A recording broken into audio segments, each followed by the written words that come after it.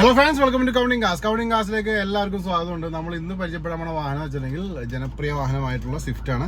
Swift 2015 ഇന്ന് ഞാൻ പരിചയപ്പെടുത്താൻ പോണത്. ഇതിന്റെ ഹൈലൈറ്റ് എന്ന് വെച്ചിട്ടുണ്ടെങ്കിൽ എടുത്ത് പറയേണ്ട കുറച്ച് കാര്യങ്ങൾ വെച്ചിട്ടുണ്ടെങ്കിൽ ഇതിന്റെ കളറാണ്. ഈ ഒരു കളറിൽ സ്വിഫ്റ്റ് ഇറങ്ങിയിരിക്കുന്നത് വളരെ കുറവാണെന്നാണ് എൻ്റെ ഒരു കാഴ്ചപ്പാട്. പിന്നെ ഇത് വേറെ എടുത്ത് പറഞ്ഞ വെച്ചിട്ടുണ്ടെങ്കിൽ സിംഗിൾ ഓണർ വാഹനമാണ്. പെട്രോൾ ഓപ്ഷനിൽ വന്നിട്ടുള്ള VXi ആണ് വാഹനം. 56,000 കിലോമീറ്റർ മാത്രമേ വാഹനം ഓടിയിട്ടുള്ളൂ. നിലവിൽ ഇപ്പോൾ മൈലേജ് 15.5 കിലോമീറ്റർ മൈലേജ് ഇപ്പോൾ നിലവിൽ ഓഡോമീറ്റർ കാണിക്കുന്നുണ്ട്. പക്ഷേ അത് എൻ്റെ അഭിപ്രായത്തിൽ അതിൽ കൂടുതൽ കിട്ടും. ഓക്കെ, അപ്പോൾ ഇത്രയൊക്കെയായിരുന്നു ഈ വാഹനത്തിൻ്റെ ഇൻട്രോ ആയിട്ട് നമുക്ക് കാണിക്കാനുള്ളത്. 2015 മോഡലാണ് സ്വിഫ്റ്റ് VXi ആണ്. നമ്മൾ ഇന്ന് പരിചയപ്പെടാൻ പോകുന്നത് നമ്മുടെ ജനപ്രിയ വാഹനമായിട്ടുള്ള സ്വിഫ്റ്റാണ്. മാരുതി സ്വിഫ്റ്റ്, സുസുക്കി സ്വിഫ്റ്റ് നിങ്ങളുടെ ഫ്രണ്ടിലേക്ക് എത്തിക്കുകയാണ്. അപ്പോൾ ഈ വാഹനത്തിൻ്റെ കളറാണ് ഇതിൻ്റെ അടുത്തൊരു ഹൈലൈറ്റായിട്ട് നമുക്ക് എടുത്ത് പറയാനുള്ളത്. കളറാണ് ഉദ്ദേശിച്ചത്. ഇതിൻ്റെ കളർ എക്സാക്റ്റ് ചോദിക്കുകയാണെങ്കിൽ മലയാളത്തിൽ പച്ചക്ക് പറയുകയാണെന്നുണ്ടെങ്കിൽ മുന്തിരി കളർ എന്നൊക്കെ വേണമെങ്കിൽ പറയാം. ആ കളറായിട്ട് എനിക്ക് തോന്നണം. പക്ഷെ ഇതിൻ്റെ എക്സാക്റ്റ് പെർപ്പിളിഷ് ആ ഒരു കളറാണ് വന്നേക്കണം. ഇതിൻ്റെ കളർ ആസ്യം നോക്കിയാലേ കറക്റ്റ് അറിയാൻ പറ്റുള്ളൂ. പെട്രോൾ സ്വിഫ്റ്റാണ്. VXi ഓപ്ഷനിൽ വന്നേക്കുന്ന വാഹനമാണ്. 2015 ഇതിൻ്റെ മോഡൽ വന്നേക്കണം. അപ്പോൾ ഈ ഒരു വാഹനമാണ് നമ്മളിന്ന് കാണാൻ പോകുന്നത്. ഫുള്ള് വ്യൂ കാണിക്കുന്നുണ്ട്. ഇൻറ്റീരിയേഴ്സ്, എക്സ്റ്റീരിയേഴ്സ്, അതുപോലെ തന്നെ എഞ്ചിൻ ഭാഗമൊക്കെ വിശദമായിട്ട് കാണിക്കും. വീഡിയോ സ്കിപ്പ് ചെയ്യാതെ എല്ലാവരും എൻ്റെ വരെ കണ്ടേക്കണം. ആണോ, ആ കളറാണ് ഈ വാഹനത്തിൻ്റെ ഇടിപ്പ്.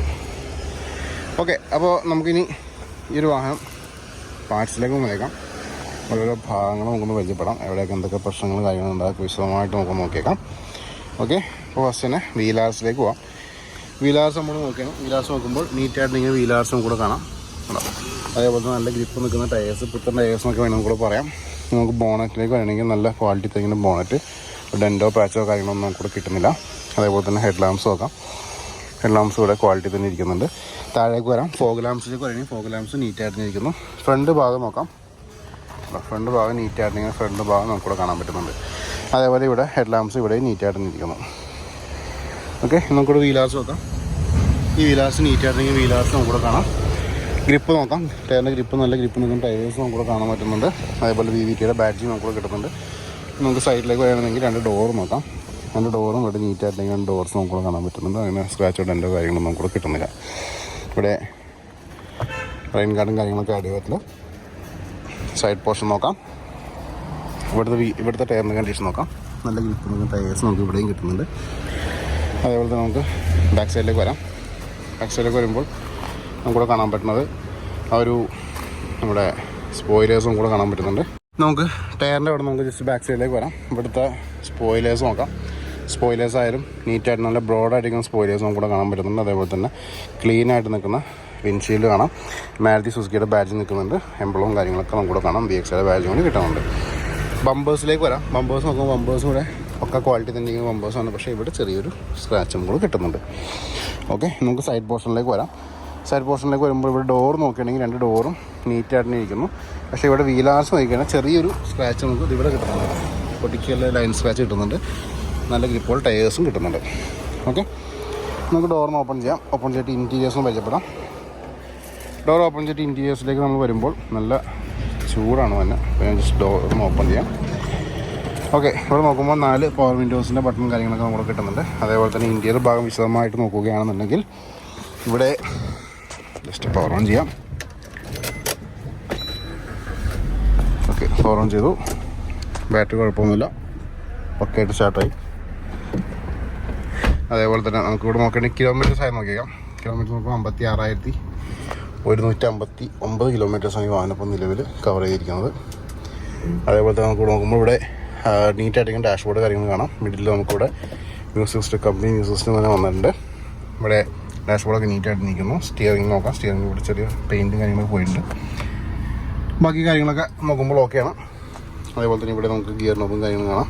ഹാൻഡ് റെസ്റ്റോ കാര്യങ്ങളൊന്നും വരുന്നില്ല. താഴെ വിനായിലൊക്കെ ചെയ്ത് ഭംഗിയായി തന്നെ വെച്ചിട്ടുണ്ട്. സീറ്റ് കവേഴ്സൊക്കെ ആഡ് ചെയ്തിട്ട് നീറ്റായിട്ട് നിൽക്കുന്ന ഒരു ഫ്രണ്ട് പോർഷനാണ് നിങ്ങൾ ഈ കണ്ടുകൊണ്ടിരിക്കുന്നത്. അതേപോലെ തന്നെ റിയർ ഭാഗം നോക്കാം. റിയർ ഭാഗം നീറ്റായിട്ട് ഇരിക്കുന്നു. റൂഫ് ക്ലീനായിട്ട് ഇരിക്കുന്ന റൂഫ് നമുക്കിവിടെ കാണാം. ഓക്കെ, അപ്പോൾ ഇതിലേക്കായിരുന്നു ഈ വാഹനത്തിൻ്റെ ഫ്രണ്ടിൽ നിന്ന് നമുക്കിവിടെ കാണാനുള്ളത്. പയ്യെ നമുക്കൊന്ന് എക്സിറ്റ് അടിക്കാം. അതിനുശേഷം പാസഞ്ചർ സൈഡിലേക്കൊന്ന് പോയേക്കാം. ഡോറിന് ഓപ്പൺ ചെയ്യണം. ഇവിടെ നമുക്ക് പവർ വിൻഡോസും കാര്യങ്ങളും കാണാം. ഇവിടുത്തെ സീറ്റ് നോക്കാം. സീറ്റ് നീറ്റായിട്ടുണ്ടെങ്കിൽ സീറ്റ്സും കൂടെ കാണാൻ പറ്റുന്നുണ്ട്. ഹെഡ് റെസ്റ്റ് കാര്യങ്ങൾ നോക്കാം. അതേപോലെ തന്നെ ലെഗ് റൂം നോക്കാം. ലെഗ് റൂം ആയാലും കുഴപ്പമില്ലാത്ത ലെഗ് റൂം കാര്യങ്ങളൊക്കെ നമുക്ക് കിട്ടുന്നുണ്ട്. സ്പ്ലിറ്റ് സീറ്റ്സാണ് വന്നേക്കണേ. 60-40 റേഷ്യോയിൽ സ്പ്ലിറ്റ് സീറ്റ്സാണ് വന്നേക്കണേ. പാസൽ ട്രേ നോക്കാം. പാസൽ ട്രേ നീറ്റായിട്ട് നിൽക്കുന്നു. ഇൻറ്റീരിയേഴ്സ് നോക്കാം. ഇതാണ് വാഹനത്തിൻ്റെ ഇൻറ്റീരിയേഴ്സ് വന്നേക്കണേ. ഓക്കെ, ഇത്രയൊക്കെയായിരുന്നു ഇൻറ്റീരിയർ ഭാഗം നമുക്ക് കാണിക്കാനുള്ളത്. പയ്യെ നമുക്ക് ഇതിൻ്റെ ബോണറ്റും അതേപോലെ തന്നെ ബൂട്ടും കാര്യങ്ങളൊക്കെ ചെക്ക് ചെയ്തേക്കാം.